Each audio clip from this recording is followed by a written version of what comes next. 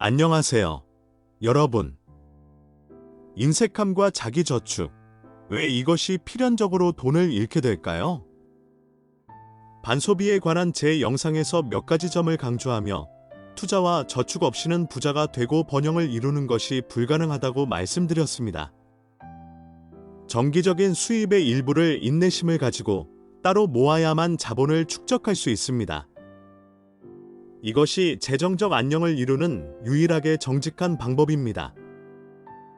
물론 상속이나 결혼을 통해 얻은 재산은 제외한다면 말입니다. 이런 경우는 다루지 않습니다. 유일하게 합법적인 방법은 버는 것보다 적게 쓰는 것입니다. 더 간단해 보이는 것은 무엇일까요? 매우 논리적입니다. 그렇습니다. 논리적이지만 사람의 심리적 측면을 고려하지 않으면 의식적, 무의식적 행동 패턴을 고려하지 않습니다. 이 영상에서 우리 정신의 이러한 특징에 대해 이야기하고 싶습니다. 우리 자신을 아끼는 것, 혹은 오히려 우리 자신을 사랑하지 않는 것이 우리를 가난하게 만드는 것일까요? 이러한 삶의 상황을 상상해 보세요. 쉬는 날, 한 여성이 시장에 와서 모든 필수품, 가정용품을 삽니다. 남편, 아이들, 애완동물에게 필요한 모든 것을 샀습니다. 그녀는 모든 것을 샀습니다. 옷, 음식, 기저귀, 향수, 고양이 사료. 하지만 그녀는 자신을 잊었습니다. 그녀의 지갑에는 $2만 남았습니다. 집에 갈 시간입니다. 하지만 그녀는 손에 무거운 식료품 봉지를 들고 있고 날씨는 덥고 입은 바싹 말랐습니다. 그리고 그녀는 시원하고 맛있고 기분 좋은 것을 원했습니다. 시장 출구에는 청량음료와 아이스크림을 파는 작은 가게가 있습니다. 덥고 매섭습니다. 그 여성은 그녀는 자신에게 선물을 하고 남은 돈으로 맛있는 아이스크림을 사고 싶어 합니다. 하지만 그녀는 이 생각을 떨쳐내고 지나칩니다. 생각하면서 알겠어요. 참을게요. 이 돈으로 집에 쓸 다른 걸 살게요.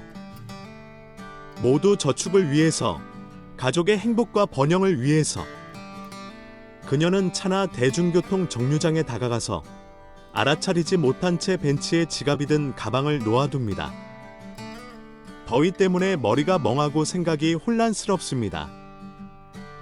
그래서 그 여자는 떠나면서 남은 돈이 든 지갑을 잃어버렸습니다.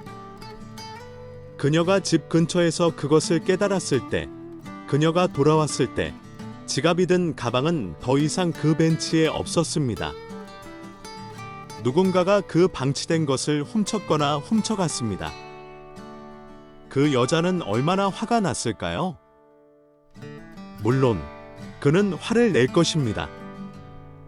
하지만 이 예를 통해 우리의 무의식적인 행동이 어떻게 작용하는지 보여드렸습니다. 당신은 결코 기본적인 욕망, 기본적인 필요를 부정해서는 안 됩니다. 음식, 옷, 기본적인 지출. 성공하고 부자가 되려면 당신은 당신 자신과 당신의 욕망에 귀를 기울이고 그것을 존중해야 합니다. 자기애 없이는 장기적인 성공은 없습니다. 어떤 사람들은 우주가 그렇게 작동한다고 말할 것입니다.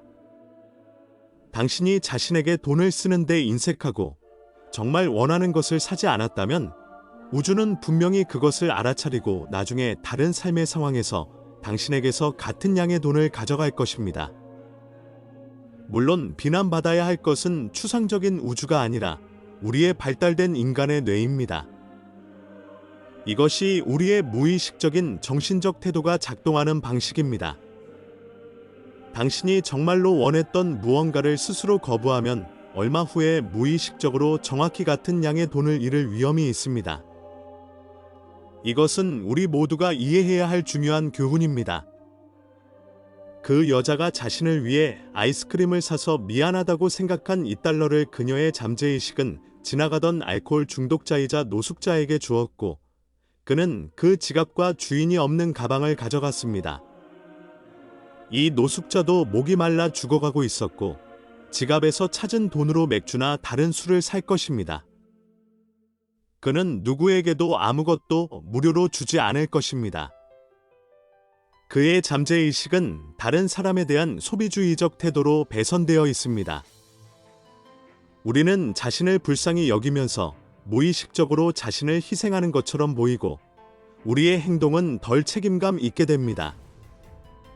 우리는 감정의 도움을 받아 충족되지 않은 욕구를 극복하려 했으며 무관심해지고 불필요한 위험을 감수합니다. 돈은 책임이자 무거운 짐입니다. 돈이 없으면 걱정이 없습니다. 하지만 자본이 있으면 책임감과 모든 것을 잃을지도 모른다는 두려움이 몇 배로 커집니다. 좋은 사람들은 종종 예상치 못한 운명의 타격을 받습니다. 새 신발을 사기 위해 돈을 아끼기로 결심하고 낡은 신발을 닳게하며 기본적인 욕구를 무시합니다. 하지만 무의식적으로 나중에 똑같은 돈을 잃게 됩니다. 예상치 못한 지출이 발생하거나 누군가가 돈을 훔쳐갈 것입니다. 스스로에게 사랑받고 싶다는 기본적인 욕구를 충족시키지 못한 것입니다. 이해하기 어렵지만 삶에서 이 법칙을 증명하는 사례들을 볼 수 있습니다. 가장 기본적인 구매조차 거부하는 사람들은 종종 자신이 모은 것만큼 또는 훨씬 더 많은 돈을 잃습니다.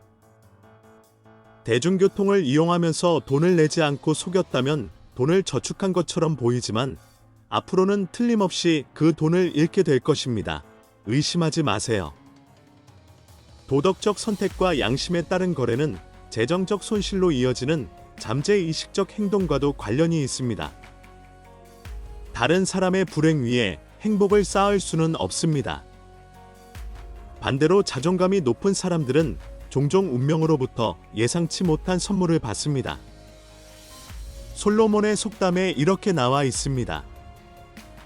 후하게 흩어 넉넉하게 하는 자가 있고 지나치게 검소하게 사는 자가 있어 가난하게 된다.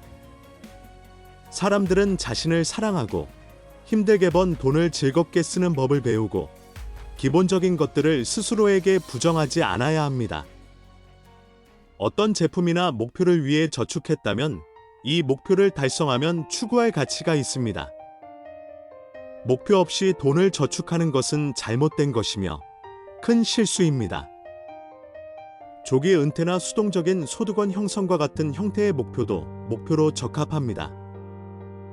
자본 축적에 대해 이야기할 때 우리는 불필요한 지출이 없는 것을 의미하며 과도한 저축은 지점에 도달하는 것을 의미하지 않습니다. 부조리에 축적은 개인 생활, 가족 관계를 희생해서도 안 되며 사회적 상호작용을 해쳐서도 안 됩니다. 삶은 지금 여기에서 일어나고 연기된 삶의 증후군은 분명히 우리에게 조금 후에 영향을 미칠 것입니다. 특히 우리는 인색하게 자신을 위해 아껴둔 금액을 확실히 잃게 될 것입니다.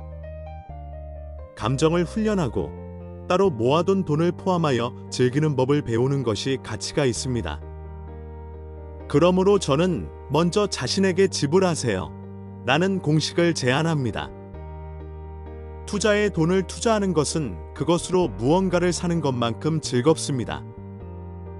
나는 인내심이 있고 모든 것은 다른 사람들이 기분 좋게 느끼도록 하기 위한 것이다 라는 사고방식은 없어야 합니다. 순수한 형태의 이타주의는 파괴적이며 건강에 해로운 정신의 신호입니다. 좋습니다. 당신이 기분을 먼저 느껴야 합니다. 당신은 인색할 필요가 없습니다. 그것은 당신에게 일상생활에서 기쁨과 행복을 가져다 주지 않을 것입니다. 하지만 공평하게 말하면 검소함 없이는 부를 얻을 수 없습니다. 또 다른 극단은 전력을 다하는 것입니다. 마지막 푼푼이까지 모든 것을 써버리는 것. 모든 것은 적당히 하면 좋습니다. 깨달아야 할 중요한 철학적 사상. 돈은 현명하게, 그리고 즐겁게 써야 합니다. 즐거움은 필수적입니다. 자기애는 성공의 가장 중요한 요소입니다. 관심 가져주셔서 감사합니다. 이 채널을 구독하세요. 그리고 다음에 또 뵙겠습니다.